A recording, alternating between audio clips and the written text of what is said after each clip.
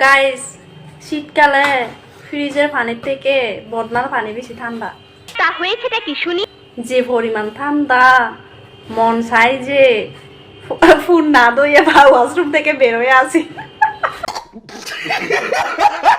আসলে আপনি সত্যি কথা বলেন, আপনি কি আসলে ধুয়ে আসেন না না ধুয়ে বাথরুম থেকে চলে আসেন? এটা আসলে সত্যি যে ফ্রিজের পানি থেকে বদনির পানি শীতকালে বেশি ঠান্ডা থাকে। তো শীতকালের কিছু ইন্টারেস্টিং ভিডিও নিয়ে আজকের পর্ব। তো অস্থির বাঙালিদের শীতকালটা কিরকম যায় চলেন সেটা একটু দেখে আসি। এই সময় কম, শুরু করো। এই গাদা একটু উঠায় দে তো। তো দয়া করে ভুলেও আর কাউকে কখনো কিছু উঠাইতে বলবেন না। বস্তা উঠাইতে গিয়ে পুরো আপনার ইজ্জতটারে উঠিয়া ফেলাইছে। তবে লুঙ্গির নিচে কিছু ছিল কিনা এটাই এখন দেখার বিষয়।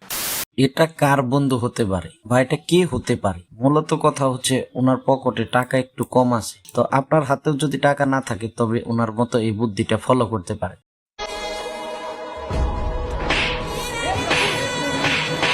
रुको जरा।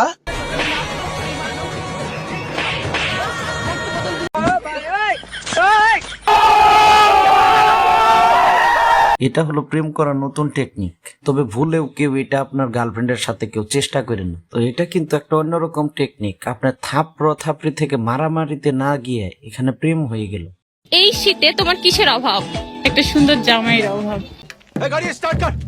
তো এই শীতে যদি কারো বিয়ে করার ইচ্ছা থাকে তাহলে অতি শীঘ্রই ওনার সাথে যোগাযোগ করেন, কারণ ওনার কিন্তু এই শীতেই দরকার।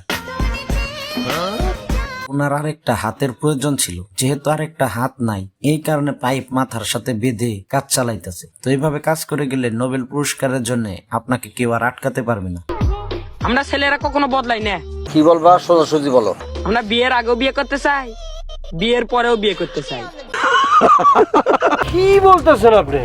গিরগিটির মতো বদলানোর অভ্যাস ছেলেদের নাই। তবে বিয়ের আগে বিয়ে করতে চাইলে কোনো সমস্যা নাই, কিন্তু বিয়ের পরে আবার বিয়ে করতে চাইলে এটা একটু প্রবলেম আছে ভাই। হ্যালো জান। জান না, জানের মায়ে কইতাছে গোলামের ফুট।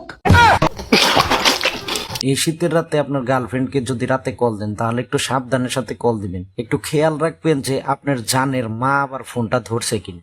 এই শুনো না, হ্যাঁ হ্যাঁ বলো। তোমার আম্মুর একটু বুঝাই বললো যে আমি কার্টুন না দেখে খাইতে পারি না, প্লিজ। প্রেম করলে এত ছোট মেয়ের সাথে কখনো প্রেম করেন না যে কিনা কার্টুন না দেখে খেতে পারে না। তো আপনার উচিত তাড়াতাড়ি গার্লফ্রেন্ড পাল্টানো, আর যদি তা না পারেন তো গার্লফ্রেন্ড যে কার্টুন দেখে এইটা তাড়াতাড়ি পাল্টান। এটা অনেকটা এমসিকিউ প্রশ্নের মতো। তো এইখানে ওইরকমটা বোঝানো হয়েছে, আপনারা আশা করি সেটা বুঝতে পারছেন। ইয়েস, আমি বুঝিতে পারিয়াছি।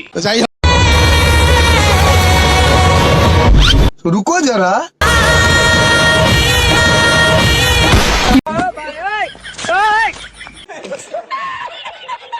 উনি যে এত ভালো ক্যারাম খেলান এই ভিডিওটুকু আমি না দেখলে বুঝতেই পারতাম না। দয়া করে এরকম খেলা কখনো দর্শকের সামনে গিয়ে খেলতে যান না।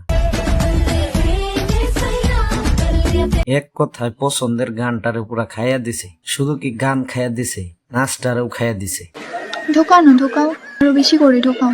তা হয়েছেটা কি শুনি? যখন পর্দা ফেটে যাবে তখন বুঝতে পারবে তোমরা।